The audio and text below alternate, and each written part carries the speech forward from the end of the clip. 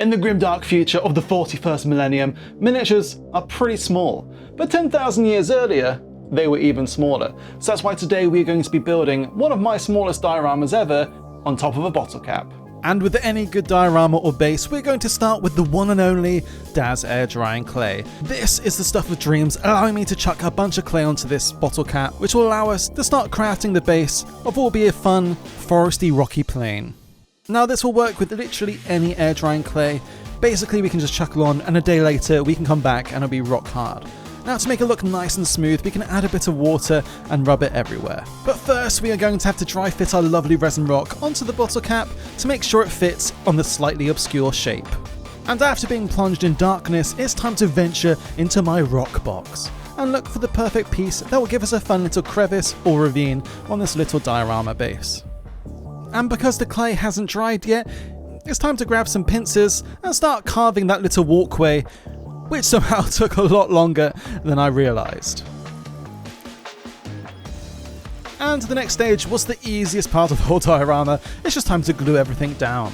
For this I'm just using normal super glue, putting it onto a little stick and just dabbing it everywhere. Which leads us to building one of the smallest miniatures I've ever built, and that is the speeder bike from Warhammer Imperialis. Now this thing's tiny, is literally almost the size of my thumbnail, but I must say it's actually a lot of fun to build, and I am shocked at how much detail they can actually retain at something this small. With the model built, it's now time to head back over to the diorama and use one of the messiest clays I've ever used, but it just looks so damn good, and it is Smart Mud 2.0 by VMS or Humbrol. Now this stuff sticks like anything, so I recommend wearing gloves and using a little tiny stick to pat everything down. And earlier last year I found the perfect bunch of fake branches and leaves, but at this scale it's going to be amazing for some small trees and general foliage all over this fun rocky ground. Now these things are absolutely tiny, so one of the things you can do is just drill a tiny little hole into it and then super glue the edge and slowly dip it in. The next thing I wanted to do was add a bunch of small foliage on the whole diorama base. For this I used some fake leaves from Green Stuff World and just basically poured it all over some super glue.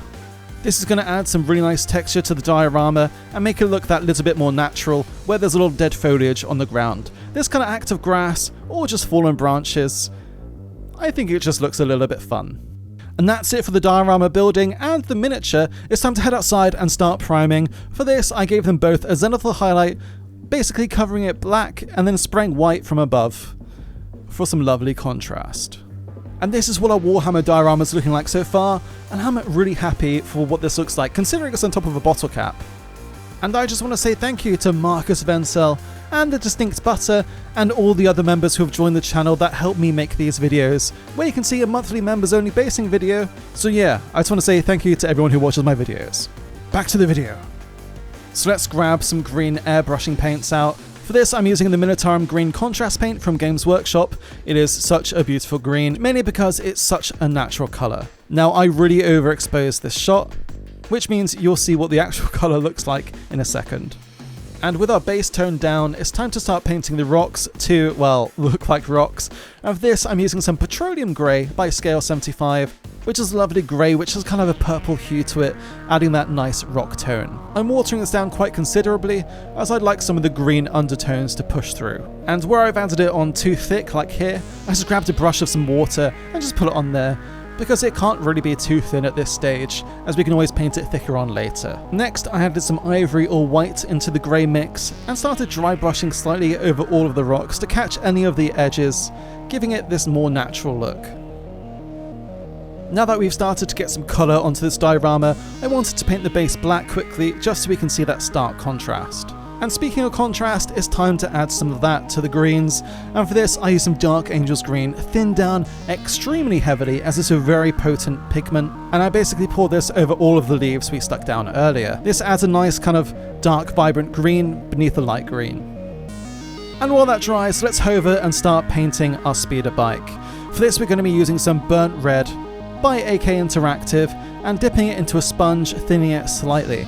We're just going to dab this all over the bike, before switching to Matte Red by AK Interactive.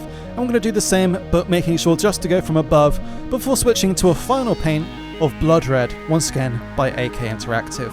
These 3 reds are my trio for the best red paints I've ever used. And using them in this succession as such a nice highlight to basically any miniature you want painted red. And this is the part I absolutely hate whenever it comes to painting these small miniatures, and that's basically adding any trim. For this we're going to be starting using Decayed Metal by Scale 75, one of the best paints ever made, and we're just going to edge highlight all of this trim around the speeder bike, trying our hardest not to get any of it onto the red, but at this scale that's pretty much impossible. I then decided I didn't like that colour on the main metal part, so I switched it over to black metal, once again by Scale 75, to add some nice contrast between the metallics on the model. I also painted all the machinery on the bike, like the engine and some of the pipes.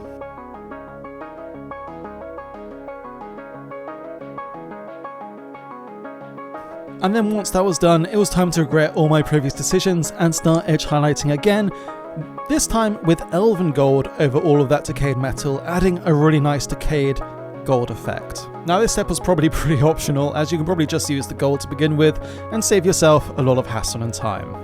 Then it was time to black out everything, like the tiny parts behind his knees on the Space Marine, before getting a black enamel washout and covering this whole miniature. Now, I think this might have been a mistake, as I actually really like this miniature as it is now, and the black enamel wash, while adding a bit of detail, did dull it down a lot. So I think you should just probably leave it as it is now. So while it was still wet, I grabbed my mineral spirits and started using a brush to wick away all of that black enamel wash, hopefully leaving it just in the recesses. But like I said, it did dull it down quite a bit. A couple of days later, when it was fully dried, I grabbed a couple of really bright silvers and started adding some edge highlights to all of the machinery on the speed bike, and it really added this nice kind of pop effect, adding that nice bright contrast onto the model. Then heading back over to the diorama, I grabbed a tiny steel rod and bent it slightly so we can pin our model down. But first I made sure to paint it grey so it fits in with the rocks. This way we can hide our pinning device and have our ship actually floating on the diorama. Then it's time to head outside and have a look at our diorama. And there it is. I hope you enjoyed the video. Make sure to like and subscribe if you've enjoyed the video. I've been Reese, and I'll catch you next time.